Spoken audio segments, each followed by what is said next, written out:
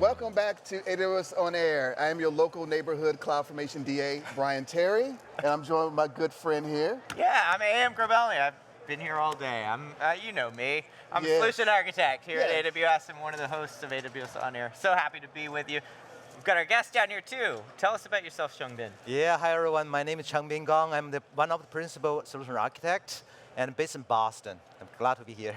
Wonderful. Awesome. Yes. Yes. So today we're going to be talking about building a secure, modern data infrastructure with AWS Analytics Services. Yeah. So let's kick it off and let's start with this thing. I think Yeah, it's going to be a please. very interesting subject. So what problems do we need to think about when we're thinking of data in our companies? I mean, Yeah. These days you can see the data is exploding, right? And A lot, yeah, by a lot. So when you have a lot of data, right? So one of the questions we have is the data is not, volume is growing. The format changes as well, right? Have Yes. structure, unstructured, streaming, and also from the consuming end, also there's a lot of different people want to getting value from data, right? So Right.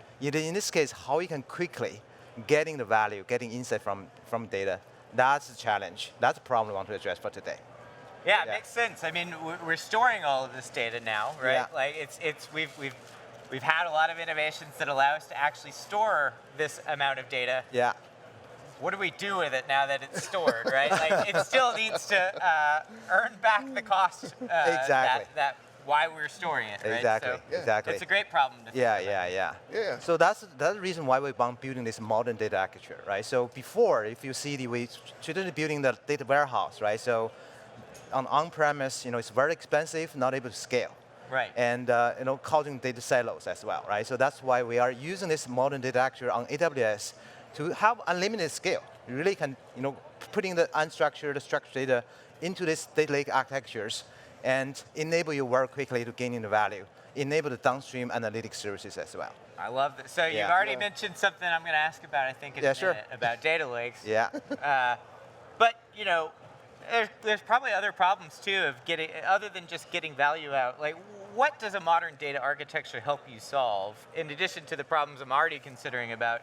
How do I get value out of data? But what is that actual architecture approach that you're talking about, modernizing it? What does that help you? What get? Yeah. I think that there are a few kind of perspective you can bring benefit. One definitely is providing the time to value.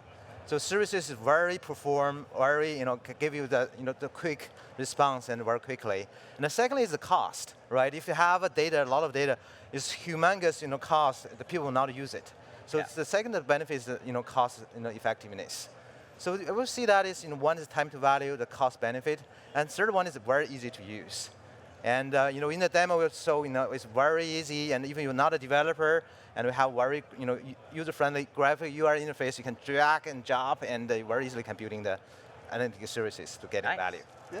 So Yeah. what kind of architectures do I expect to kind of see in some of these modern architectures for data? Yeah. So modern data actually is centered around the data lake, right? In this case, it's S3, and surrounding the S3 is kind of purpose-built data, kind of data analytics services. Right. Like you want to do the big data processing, we have EMR. You want to do the additional streaming analytics, we have the Kinesis families, MSK.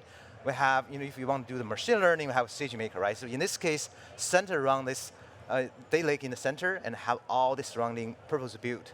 I think the key message I want to convey to the audience here is we have this all of different kind of services.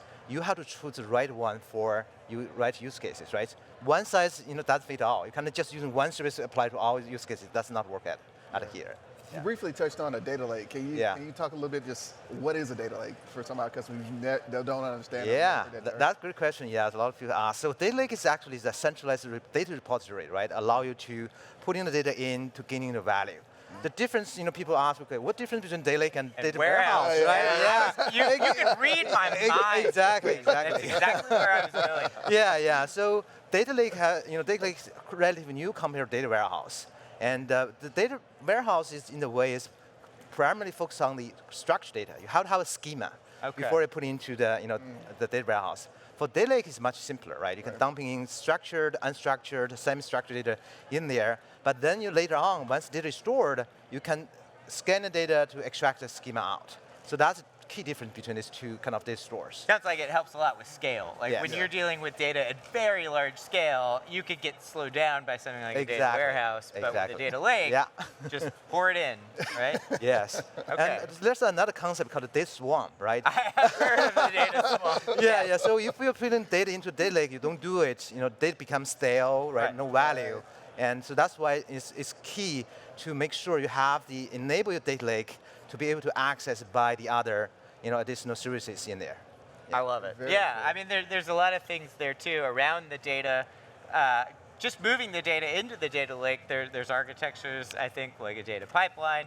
There's data cleansing processes Exactly. too. Like it's a whole ecosystem of processes and practices and even people, right? So what types of roles have you seen emerge on teams as like this growth in data Yeah, has emerged? that's a good question from the consuming end. So we typically see before it's probably only the data engineer can access data, but today you have business analyst, right? And you have even your CFO want to access data, gaining the high level kind of result about trending and certain things, right? So it's a spectrum of users depending on personas.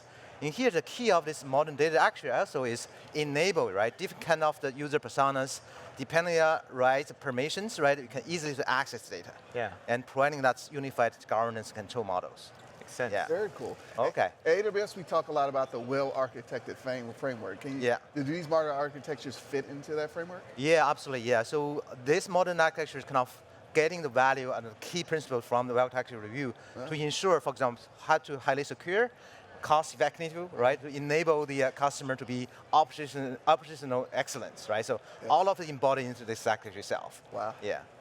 Xiangmin, you mentioned demo. Yeah. You said one of my love favorite it. words earlier. Yes, demos yes. too? Yeah. Cool, cool. I love to see the demo. So for this Okay. demo case, I was using two, right? You have two data sources. One is the data sources residing in your traditional relational database. Okay. And the other data is in your SaaS applications. Could be Just in your talking SaaS yeah, applications. yeah. Could be I in love your it. Salesforce, could be in Zendesk, anywhere, right? So in this case, you are using two services. One is called the Amazon database migration services. You can migrate existing data from relational database to the data lake, right? The other one, we're actually using the favorite AppFlow, and to migrate data, ingest data from all the SaaS-based applications to the data lake. You listening in on our session just a few minutes ago? I feel like you might have been listening. Yeah, yeah. So on the screen, you probably see, this is the DMS data migration services, right?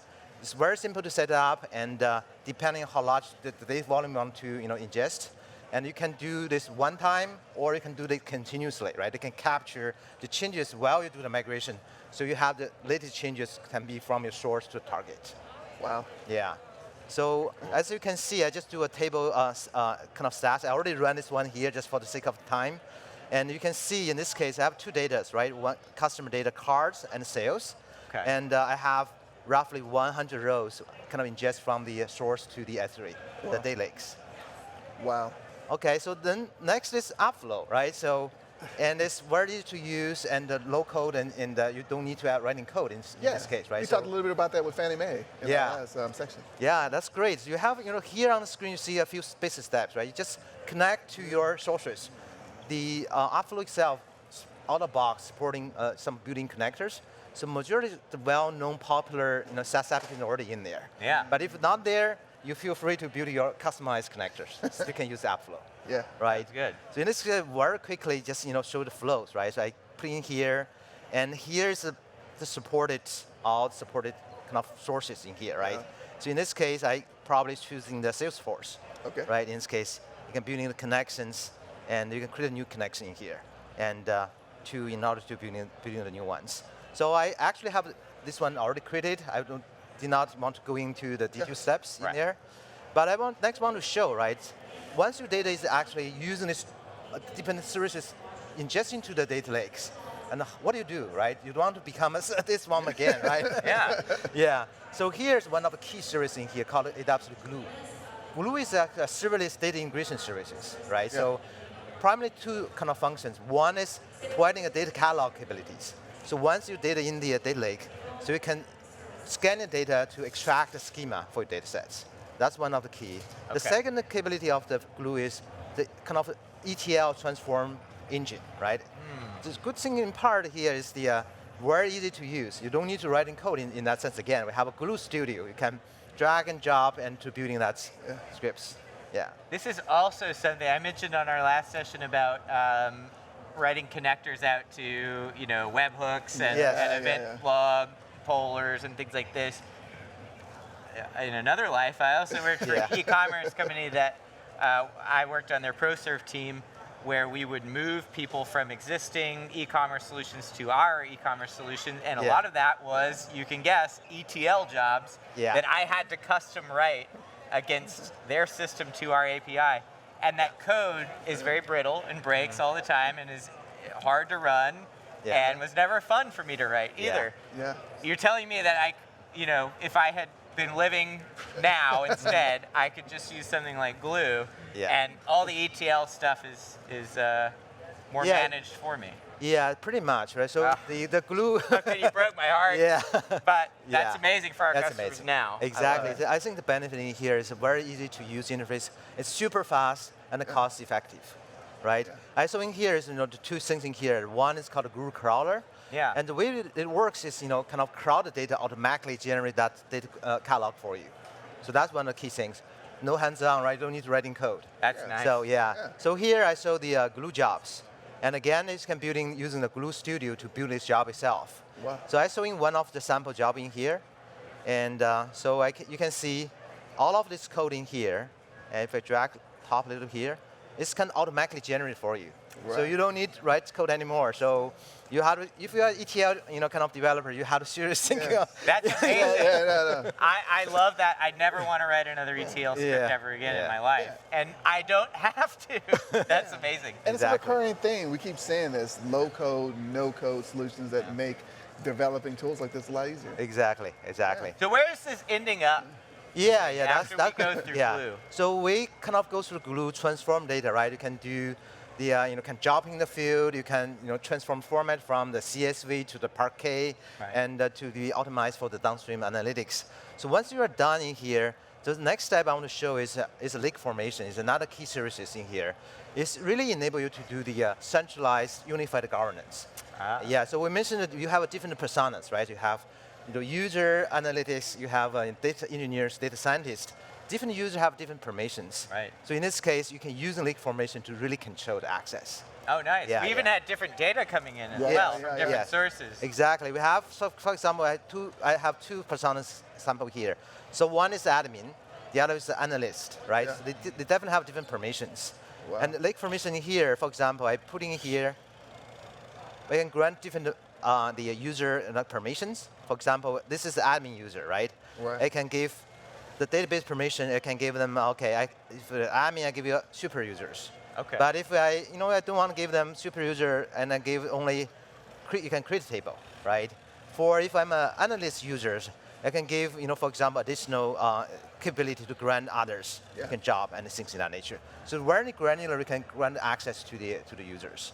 So once you are, ingest data into the lake, transform it, have all the access control done, and now it's ready for prime time, right? So, so you can consume using, I was using the Athena to query it, and you can use any other downstream analytics. Very minimal maintenance too for the actual ingest, transform, like all that, and store like that. Very, very little maintenance, I'd say. We have about 30 seconds left, Xiangbing. Yeah. Any parting words for our audience? What should they go check out to learn more? What should they try today? Yeah, I think the key takeaway for me is, using this modern data architecture is really the key to bring the value for data, right? One is one size doesn't fit all. You have to choose the right services for that. And AWS happily have a lot of services here, right? You can choose to fit a use case. I love it. Thank you for joining us so much. Great. Thank you, guys.